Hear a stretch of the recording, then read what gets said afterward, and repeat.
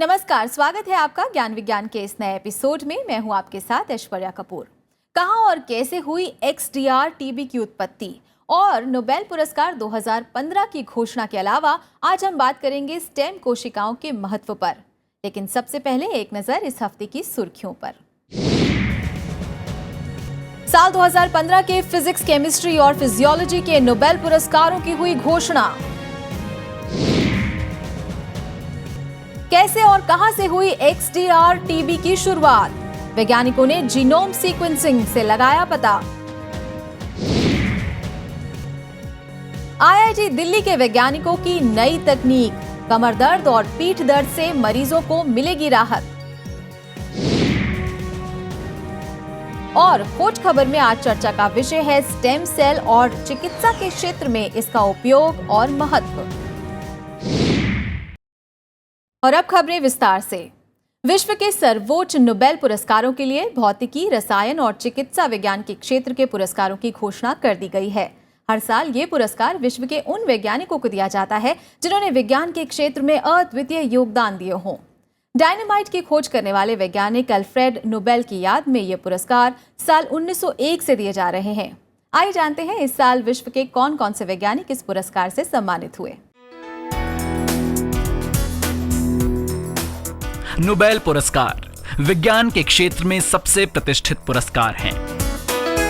साल 2015 के लिए चिकित्सा, रसायन और भौतिकी क्षेत्र के नोबेल पुरस्कारों की घोषणा कर दी गई है।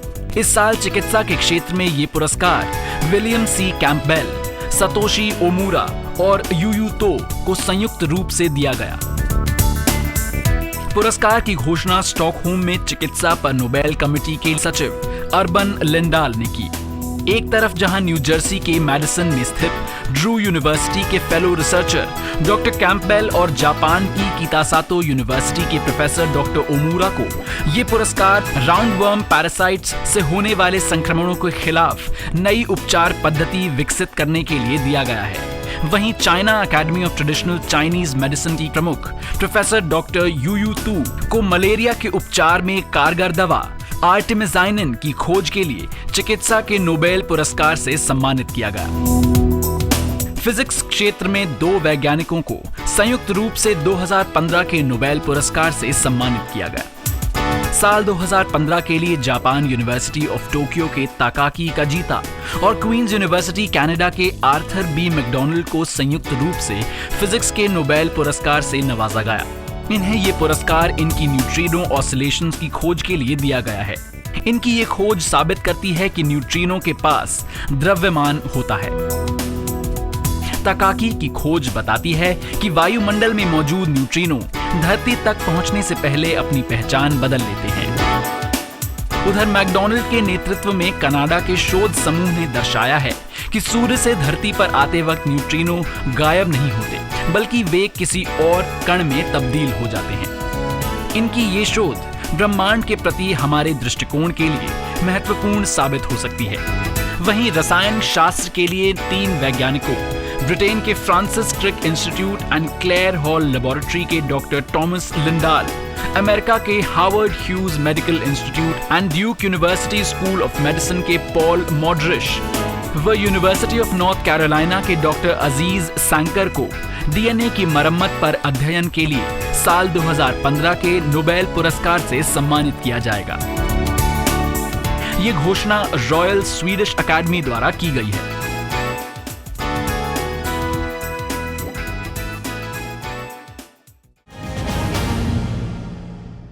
बदलती दिनचर्या और उठने बैठने के गलत तरीके हमारे स्वास्थ्य पर बुरा असर डालते हैं। यही वजह है कि हम पीठ दर्द, कमर दर्द और जोड़ों के दर्द जैसी बीमारियों का शिकार हो जाते हैं।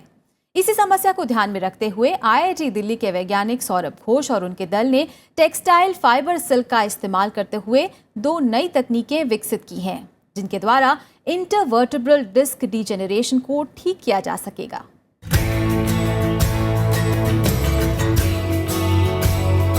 बदलती जीवन शैली, लगातार बैठे रहने के कारण बने शरीर के खराब पोस्चर्स व स्ट्रेस के कारण 4 में से 3 भारतीय जीवन में एक बार पीठ या जोड़ों के दर्द की शिकायत जरूर करते हैं। इस दर्द का मुख्य कारण इंटरवर्टिबल डिस्क में पैदा होने वाले विकार हैं। चिकित्सा क्षेत्र में बेशक इंटरवर्टिबल डिस्क में आए विकारों को ठीक करने के लिए इलाज मौजूद हैं, लेकिन ये महंगे भी हैं और लंबे समय तक लाभकारी भी सिद्ध नहीं होते। IIT दिल्ली के वैज्ञानिक डॉक्टर सौरभ घोष व उनकी टीम ने इंटरवर्टिबल डिस्क में आए डीजेनरेशन को ठीक करने के लिए एक नई तकनीक विकसित की है। डॉक्टर घोष ने अपने शोध में टेक्सटाइल सिल्क व ह्यूमन स्टेम सेल्स द्वारा स्कैफोल्ड और हाइड्रोजेल को विकसित किया है, जिससे इंटरवर्टिबल डिस्क डीजेनरेशन का इलाज किया जा सकता है। So we are following two different strategies. In one strategy, we are developing scaffold to replicate the anatomical alignment of collagen fibers present in intervertebral disc. And for that, our favorite biomaterial is silk.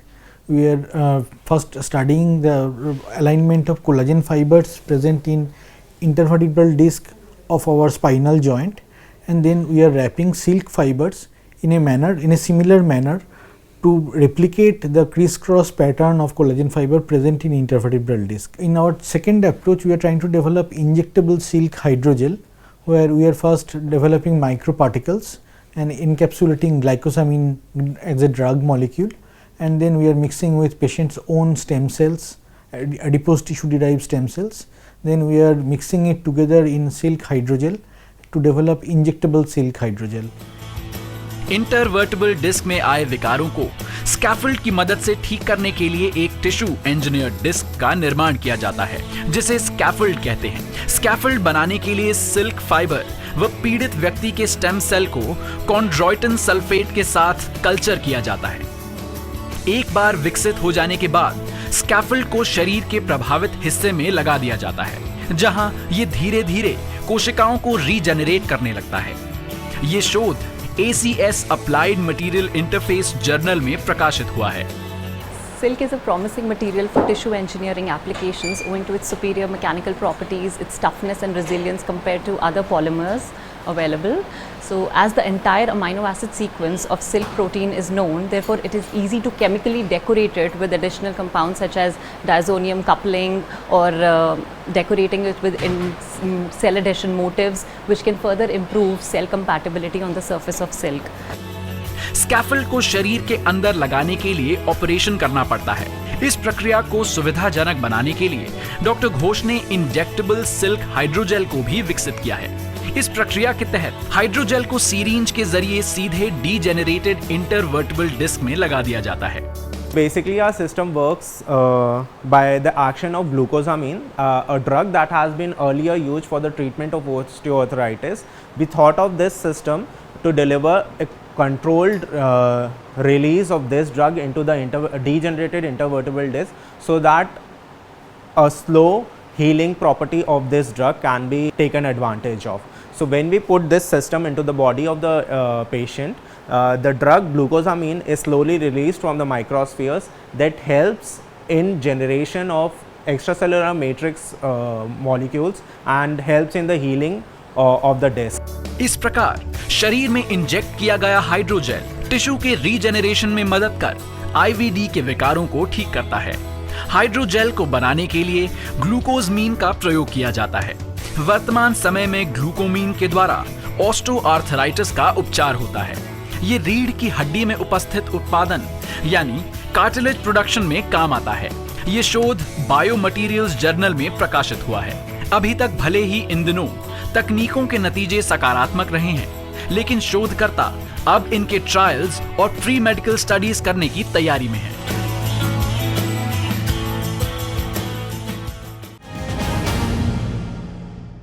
XDR-TB यानी extreme drug resistant tuberculosis एक ऐसी बीमारी जिस पर दवाओं का कोई असर ना होने से ये दिन ब दिन और भी जानलेवा होती जा रही है। वैज्ञानिकों ने इस बीमारी से निपटने के लिए एक नया शोध किया है, जिसमें उन्होंने XDR-TB की जीनोम सीक्वेंसिंग द्वारा इस बात का पता लगाया है कि इस बीमारी की शुरुआत कैसे हुई और कैसे ये XDR-TB में बदल गई। इस शोध से XDR-TB की प्रतिरोधकता कम करने में मदद मिलेगी। इस शोध को जर्नल PLOS One में भी प्रकाशित किया गया है। आइए देखते हैं यह रिपोर्ट।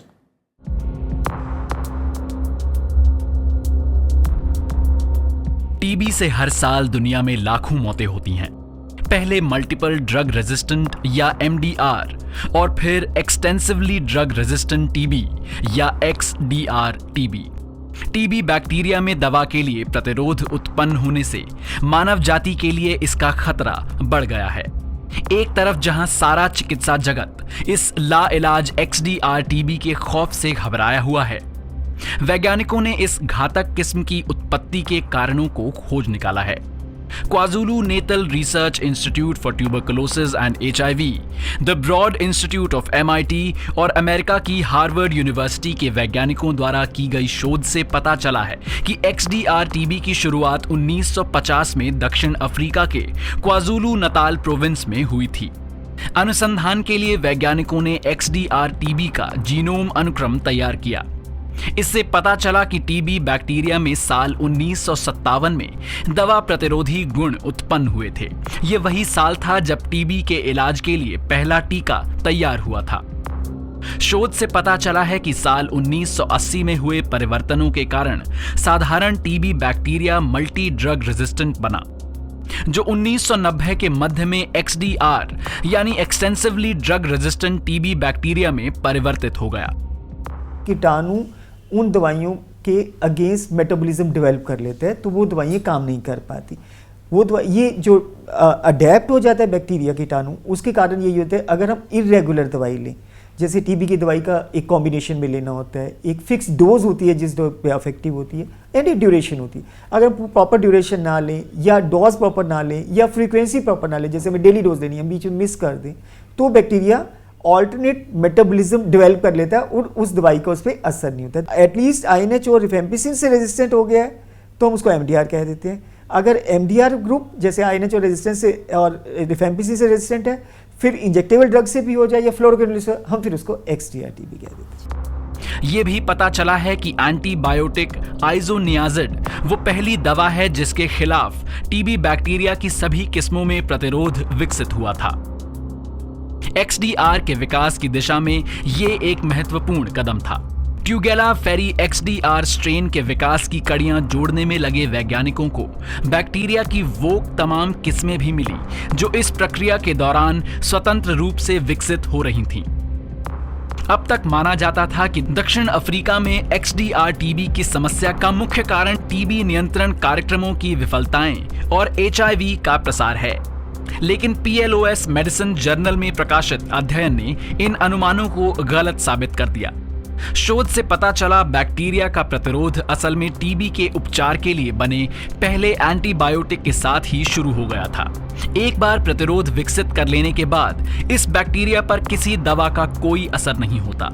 टीबी की XDR किस्म के फैलाव, इसके प्रबंधन और उपचार व इसकी रोकथाम और प्रभावी दवाओं के निर्माण के लिए ये एक महत्वपूर्ण अध्ययन है।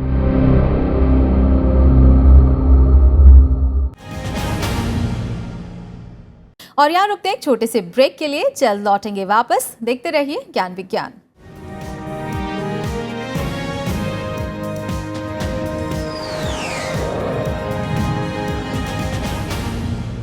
ब्रेक के बाद आप सभी का फिर से स्वागत है। आप देख रहे हैं ज्ञान विज्ञान। और चलिए देश विदेश में विज्ञान और तकनीक के क्षेत्र में चल रही हलचलों को जानने के लिए देखते हैं साइंस एक्सप्रेस।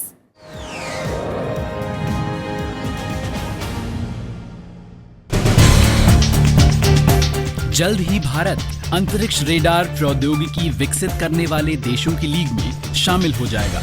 इसकी जानकारी इसरो के पूर्व अध्यक्ष डॉक्टर माधवन नायर ने केरल में अपने संबोधन के दौरान दी। उन्होंने बताया कि स्पेस रेडार का प्रयोग उपग्रहों और अंतरिक्ष यानों के टकराव को रोकने के लिए किया जाएगा। ये रेडार संयुक्त राष्ट्र समिति द्वारा जारी निर्देशों का पालन करेगा। अंतरिक्ष प्रौद्योगिकी के क्षेत्र को प्रोत्साहित करने के लिए आयोजित हुए इस समारोह में छात्रों ने बढ़ चढ़कर हिस्सा लिया। भारतीय मूल के अमेरिकी वैज्ञानिक डॉक्टर कार्तिक चंद्रन को साल 2015 के लिए मैकआर्थर फेलो के तौर पर नामित किया गया है। इसके साथ ही उन्हें 4.09 करोड़ का प्रतिभाशाली अनुदान भी मिला है। Doctor Karthik Chandran Columbia engineering में अर्थ एंड एनवायरमेंटल इंजीनियरिंग के एसोसिएट प्रोफेसर हैं। उन्हें ये सम्मान प्रदूषित पानी से कमोडिटी रसायन ऊर्जा स्रोत और उर्वरक बनाने की तकनीक विकसित करने के लिए दिया गया है। विज्ञान और प्रौद्योगिकी के क्षेत्र में इंडो जर्मन सहयोग को बढ़ावा देने के लिए भारत और जर्मनी ने नए समझौतों पर हस्ताक्षर किए। इन समझौतों पर तीसरी इंडो जर्मन कॉन्सल्टेटिव मीटिंग के दौरान हस्ताक्षर किए गए। इन समझौतों पर केंद्रीय विज्ञान और प्रौद्योगिकी तथा पृथ्वी विज्ञान मंत्री डॉक्टर हर्षवर्धन और जर्मनी की federal minister for education and research miss Johanna Wanka ने हस्ताक्षर किए। समझौतों के अनुसार दोनों देश 2017 से पहले by national Indo German science and technology centre का विस्तार करेंगे। इसके लिए हर साल दिए जाने वाली अनुदान की राशि को 2 मिलियन यूरो से बढ़ाकर 4 मिलियन यूरो कर दिया जाएगा। भारत हर साल हैम्बर्ग में स्थित DESY में पेट्रा 3 में अतिरिक्त बीम लाइन के निर्माण और उपयोग के लिए लगभग 14 मिलियन यूरो का निवेश कर रहा है। 2 साल से कम उम्र के बच्चों को पूरी तरह से स्वस्थ रखने के लिए केंद्रीय स्वास्थ्य मंत्री JP नड्डा ने हाल ही में मिशन इंद्रधनुष के दूसरे चरण को लॉन्च किया। 1 सप्ताह तक चलने वाले मिशन इंद्रधनुष के इस चरण में बच्चों को डिफ्थेरिया, पेट्यूसिस, टेटनस और हेपेटाइटिस बी सहित 7 मुख्य रोगों से सुरक्षित बनाने के लिए टीकाकरण किया जाएगा। टीकाकरण का ये अभियान देश के 352 जिलों में चलाया जाएगा। स्वच्छ और हरित वातावरण को बढ़ावा देने की दिशा में अहम कदम उठाते हुए भारत ने कार्बन उत्सर्जन को कम करने के लिए क्लाइमेट टारगेट सेट किया है। दिसंबर महीने में पेरिस में आयोजित होने वाले UN समिट के मद्देनजर भारत अपनी अर्थव्यवस्था को मजबूत बनाने के लिए तमाम कारगर कदम उठा रहा है। इसके लिए साल 2030 तक GDP विकास दर की प्रति इकाई में कार्बन उत्सर्जन को 33 से 35% तक कम किया जाएगा। साथ ही साल 2030 तक गैर जीवाश्म ईंधन स्रोतों द्वारा 40% क्यूमुलेटिव इंस्टॉल्ड पावर कैपेसिटी के उत्पाद का भी लक्ष्य निर्धारित किया गया है। भारत ने अपने इन वादों को 1 अक्टूबर को संयुक्त राष्ट्र में प्रस्तुत किया। देश ने साल 2030 तक अतिरिक्त वन और ट्री कवर के माध्यम से कार्बन डाइऑक्साइड के समांतर 2.5 से 3 टन अतिरिक्त कार्बन सिंक बनाने का भी लक्ष्य निर्धारित किया है। पश्चिम बंगाल के एक गांव राघा मोहन में रहने वाले विष्णु तमांग नाम के व्यक्ति ने हाथियों के आक्रमण से बचाव के लिए एक चेतावनी प्रणाली विकसित की है। इस प्रणाली में नायलॉन के धागे में 2 स्विच लगाए गए हैं, जिन्हें डोरबेल से जोड़ा गया है। ये 2 बैटरियों की मदद से संचालित होता है। जैसे ही हाथी इन नायलॉन के धागों के संपर्क में आते हैं, अलार्म बज उठता है। इस तकनीक का इस्तेमाल खेतों में किया गया है, जिससे कि फसलों को नष्ट होने से बचाया जा सके। कोशिकाएं जीवन की सबसे छोटी इकाई कही जाती हैं, लेकिन क्या आपको पता है कि इन छोटी छोटी इकाइयों का काम कितना बड़ा होता है? इनमें से ही एक है स्टेम सेल्स, जो हमारे शरीर की बुनियादी कोशिकाएं होती हैं। स्टेम सेल्स कई तरह की कोशिकाओं का निर्माण करने में सक्षम होती हैं। कहीं चोट लग जाने पर नष्ट हो चुकी कोशिकाओं की जगह ये नई कोशिकाओं का भी निर्माण करती है। मांसपेशियों और हृदय संबंधित कई बीमारियों के साथ साथ ल्यूकीमिया और मधुमेह जैसी कई बीमारियों का इलाज स्टेम सेल द्वारा ही संभव हो पाया है। इसी विषय पर चर्चा करेंगे आज अपने सेगमेंट खोज खबर में।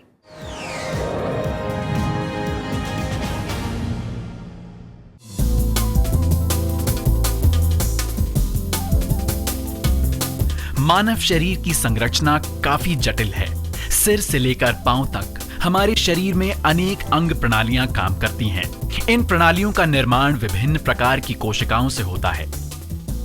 त्वचा की कोशिकाएं हृदय की कोशिकाओं से अलग होती हैं और मस्तिष्क की कोशिकाएं आंत और गुर्दे की कोशिकाओं से भिन्न। क्या कभी आपने सोचा है कि कैसे एक कोशीय अंडा निषेचन के बाद विभिन्न प्रकार की कोशिकाओं को जन्म देता है? नई कोशिकाएं कैसे पुरानी कोशिकाओं की जगह ले लेती हैं? इन सभी सवालों का जवाब है स्टेम सेल, या यूं कहें कि मूल कोशिकाएं। स्टेम सेल स्तनधारियों में पाए जाने वाली ऐसी कोशिकाएं हैं जिनमें शरीर के किसी भी अंग को विकसित करने की क्षमता होती है। ये अपने मूल रूप में रहते हुए अन्य किसी भी प्रकार की कोशिका में परिवर्तित हो सकती हैं। इन कोशिकाओं को शरीर की किसी भी कोशिका की मरम्मत के लिए प्रयोग किया जा सकता है। स्टेम सेल्स का इतिहास 60 के दशक से जुड़ा है। 60 के दशक में वैज्ञानिकों ने निषेचन के लिए अंडाणुओं को गर्भाशय से बाहर विकसित करने के प्रयोग किए। प्रयोगों से पता चला कि मानव शरीर की कुछ कोशिकाएं ऐसी भी हैं जो रक्त कोशिकाओं का निर्माण करने की क्षमता रखती हैं। इस खोज के बाद से स्टेम सेल्स के प्रयोगों को बढ़ावा मिला। यदि स्टेम सेल्स के शोध से जुड़ी उपलब्धियों की बात करें तो सर्वप्रथम 1978 में मनुष्य के गर्भनाल के रक्त में स्टेम सेल्स की खोज की गई। 1981 में पहली बार चूहों से विट्रो स्टेम सेल लाइन विकसित की गई। 1988 में हैमस्टर से एम्ब्रियोनिक स्टेम सेल लाइन को विकसित किया गया। 1995 में पहली बार एक प्राइमेट से स्टेम सेल लाइन को विकसित किया गया। 1997 में मूल कोशिकाओं से भेड़ का क्लोन बनाया गया। विशेषज्ञों के अनुसार इंसानों में 2 तरह के स्टेम सेल पाए जाते हैं, एम्ब्रियोनिक स्टेम सेल और adult stem cell. Embryonic stem cell को 4 या 5 दिन के मानव भ्रूण की भीतरी कोशिकाओं से प्राप्त किया जाता है। इस समय भ्रूण विकास के ब्लास्टोसिस्ट चरण में होता है। ये कोशिकाएं विभाजित होकर एक शिशु का निर्माण करती हैं। वहीं अडल्ट स्टेम सेल वयस्क मनुष्यों के विशिष्ट ऊतकों जैसे मस्तिष्क, अस्थि मज्जा, रक्त, कंकाल की मांसपेशियों, त्वचा और जिगर आदि में पाए जाते हैं। आमतौर पर यह माना जाता है कि एम्ब्रियोनिक स्टेम सेल किसी भी कोशिका का निर्माण कर सकते हैं, जबकि मूल ऊतक पर निर्भर अडल्ट स्टेम सेल ऐसा करने में सक्षम नहीं होते। ये तब तक निष्क्रिय रहते हैं जब तक कोई बीमारी या चोट इन्हें सक्रिय नहीं बनाती। नई तकनीकों के आने से स्टेम सेल अनुसंधान के क्षेत्र में काफी प्रगति हुई है। मूल कोशिकाओं के अध्ययन से जुड़े अनगिनत शोध हर साल प्रकाशित हो रहे हैं। आज स्टेम सेल वयस्क ऊतकों, गर्भनाल, रक्त कोशिकाओं या विभाजित जाइगोट से निकाले जाते हैं। प्रयोगशालाओं की नियंत्रित परिस्थितियों में तैयार की गई कोशिकाएं विभाजित होकर स्वस्थ और एक समान कोशिकाओं का निर्माण करती हैं, जिन्हें स्टेम सेल लाइंस कहा जाता है। स्टेम सेल टेक्नोलॉजी के ये अद्भुत गुण जैव चिकित्सा अनुसंधान के विकास में सहायक हैं। आज गर्भनाल रक्त बैंक लोगों के बीच तेजी से लोकप्रिय हो रहे हैं। शिशु जन्म के समय संचित किए गए गर्भनाल रक्त में स्टेम सेल मौजूद होते हैं। जीवन के किसी भी पड़ाव पर अगर इंसान में हेमाटोपोइटिक और जेनेटिक विकार पैदा होते हैं तो स्टेम सेल्स के जरिए इनका इलाज किया जा सकता है। मौजूदा दौर में इंसानी स्टेम सेल्स का प्रयोग नई दवाओं की क्षमता और सुरक्षा के परीक्षण के लिए किया जाता है। चिकित्सा की दृष्टि से दुनिया भर के वैज्ञानिक आज स्टेम सेल्स की मदद से सेल बेस्ड थेरेपीज विकसित करने में जुटे हैं। चिकित्सा के इस क्षेत्र को रीजेनरेटिव या रेपरेटिव मेडिसिन के नाम से जाना जाता है। रीजेनरेटिव मेडिसिन में इंसानी स्टेम सेल्स की मदद से कोशिकाओं और ऊतकों का पुनः निर्माण किया जाता है, जिससे मस्कुलर डिजेनरेशन, अल्जाइमर, रीढ़ की हड्डी में चोट, स्ट्रोक, बर्न्स, हृदय रोग, मधुमेह, अंधेपन, पार्किंसंस, पुराने ऑस्टियोआर्थराइटिस और रूमेटी गठिया जैसे डिजेनरेटिव विकारों का उपचार किया जा सकता है। हो सकता है कि आने वाले समय में वैज्ञानिक प्रयोगशालाओं में ऊतकों और अंगों को विकसित करने में सक्षम हो जाएं। इन विकसित अंगों और ऊतकों को डोनेटेड अंगों और ऊतकों की जगह प्रत्यारोपित किया जा सकेगा। I think the future of using stem cells is still very attractive because it is based on what success we have had on chosen diseases. The biology still is a big question, and I think India at this stage should really be pushing as much of biology as regulation for therapy. Okay, we can gain very much. चिकित्सा की दृष्टि से बेशक stem cell शोध काफी लाभकारी है, लेकिन नैतिकता के आधार पर इसकी कुछ सीमाएं भी हैं।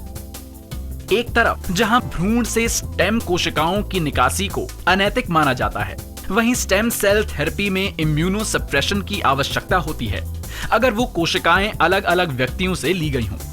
आज विश्व भर में स्टेम सेल्स पर अनेक अनुसंधान हो रहे हैं, जिससे आने वाले समय में कई बीमारियों के उपचार के लिए स्टेम सेल द्वारा निर्मित चिकित्सा पद्धति का इस्तेमाल किया जा सकेगा।